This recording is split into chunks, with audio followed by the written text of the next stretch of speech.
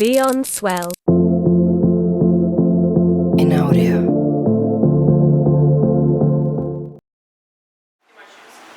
So our expectation today is really getting you an understanding of Grace's baseline, right? Everybody's baseline is different in terms of their movement patterns, right? Their ligaments, their physiology, their genetics, right? It's very varied. So what we're trying to see is getting an understanding of how you move and how they come together, right? Especially because your sport specific is marathon running or long distance. That will have a cumulative effect if you're developing the right muscles to be able to get that balance across your gait, your posture as you run sagittally, which is just straight forward, right? If we're running straight, that's all we train for, you are literally taking out 50% of the muscle groups around. You're using a lot of quads and maybe hamstrings, right, to some extent, depending on your training. You're doing reverse walking, forward walking, reverse running, back running, all that. So the idea is to make sure that I don't lose any of those groups. Yeah, exactly. As I'm training for the marathon. Exactly, and we want to make sure that you're well-rounded as possible, so you're limiting injury, right? So there's a lot of knee flexion, there's a lot of the anterior stuff that's going on, which is your front side of the muscle groups. The back side of the muscle groups, though, are probably not as used as much. Marathon running isn't isolated. Sports is not isolated. In general, it requires a full movement pattern, of head to toe. When Grace goes into marathon running, she has no weaknesses, because she's developed those areas on the side, on the posterior chain, glute, hips are maxed out, so it can carry her over as she starts getting fatigued over time. So the quads aren't fatigued over because she's just running and then it's just, oh, I feel my knees and quads. Well, guess what? If we haven't developed the glutes and the hips and the low back and the core, guess what's going to be compensating?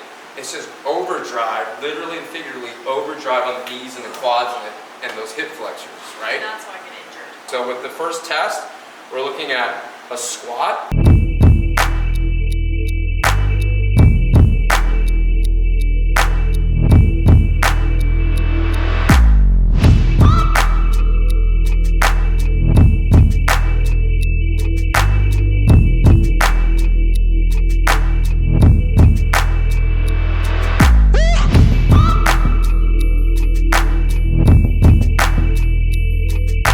Let's take off our shoes now, okay? When we do squats, we want to make sure that we're grounded as closely as possible to the ground. So I want to get Grace to get an idea of what it feels like to squat, shoes and without shoes. It makes a huge difference. 3, 4, one more. 2.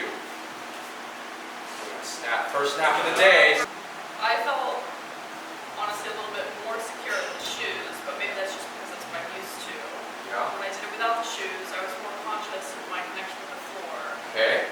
And my center of gravity going up and down. So I was more mindful about keeping a steady core. Steady core. As I was going without the shoes. Without the shoes.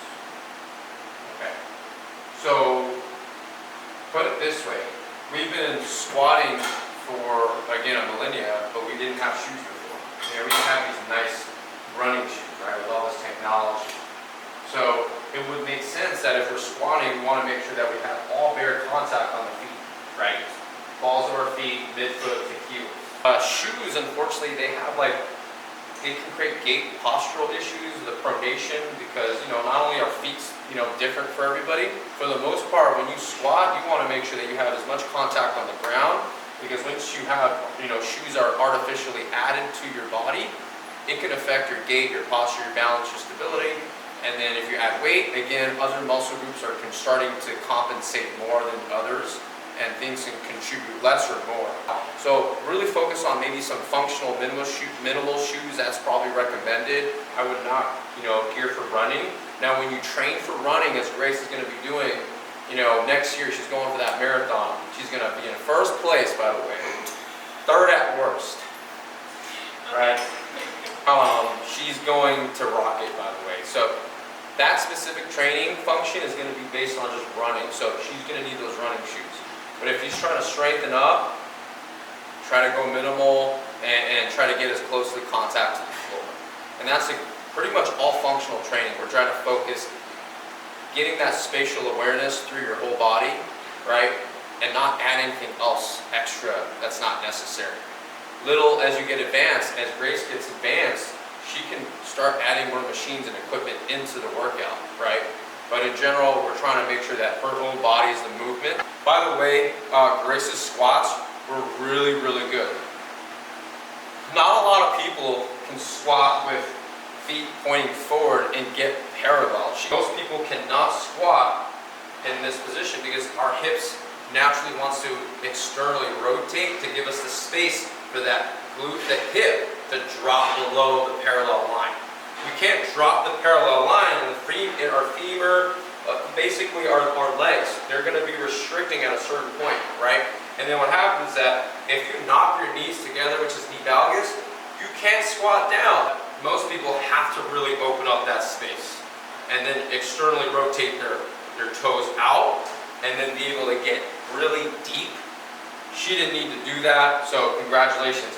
Now, there's one adjustment. If she wants to go below parallel, below depth, all she needs to do is just externally rotate those toes out a little bit, which is fine. We're going to fire the squat now with rotation toes out a little bit. And let's just see what we see here. Position. I feel like I'm kind of compromising my lower back. To get down. Yeah. Is that normal? So if you have low back issues, it's going to be harder for you to get below parallel, right? There's other things that are contributing you to get down below. So low back tightness could also be based on some of those other areas like the front side of your hips, right? Your psoas muscles and piriformis naturally. And then just like other areas of your core, it could be weak. It's unfortunately not just isolated low back. There's other areas that are picking up the weight just so that low back can maintain in that position. So that's when we talk about compensation. So also just like building an awareness of movement on Build- a given day. Building your awareness of movement in a given day. Correct. Okay. You got to be very cognizant about and conscious about how you walk, how you run, how you take your steps, how you look. Obviously from your working out has to be aware. Yeah. Right? Even more so because you've got weight. You're moving in really crazy planes of motion. You're going up and down. You're jumping. Your burpees, your wall climbs, battle ropes. I don't know, whatever you need to do. Deadlifts, squats. It requires. There's a lot of stress. So people are getting hurt with low back injuries just walking around and they're tripping out or they're just walking up and down the stairs. You don't want that, right? So we want to make sure that they're building some tolerance in the tissue that they can tolerate this. So in the long run, they're walking, they're just hanging out, and nothing's going to happen. But you've heard multiple stories about people with low back injuries just by picking up something on the ground. Horrible. Because their body isn't used to that movement. They haven't built that tolerance. Their nervous system, their muscle, they haven't adapted. They haven't even worked out. So of course they even get into an awkward position. They're probably going to freak out. The nervous system freaks out. It protects itself, and then boom, it collapses you. So My question is, should I be doing my squats like that? good question. Grace's question is, should she squat with external rotation, with the toes pointing out 5, 10 degrees or so? I would say whatever is comfortable for the person. In the end of the day, you're not going to be squatting like way out like a clown feet is what I call it. That's craziness, right? So there's got to be like a medium here. The fact that Grace can squat down with their neutral feet pointing forward, that's already good enough actually, because most people can't do that. I've seen squats like crazy where the toes are like literally 90 degrees probably. It's madness. So, but everybody's very different. So there's exceptions to the rule. It's a bell curve right here. Our anatomy is a bell curve. Some people are just really strong, they're yoked. Some people are long distance runners. Some people are slim, some people are heavier. So it just depends on how comfortable you are. But in general, if we can squat as closely as possible to keep it straight, that's like great. I would say to be comfortable, 10 degrees or so is great. 15 is probably at the higher end. But yeah, a little bit of rotation of the toes ain't gonna hurt you. It's actually pretty good.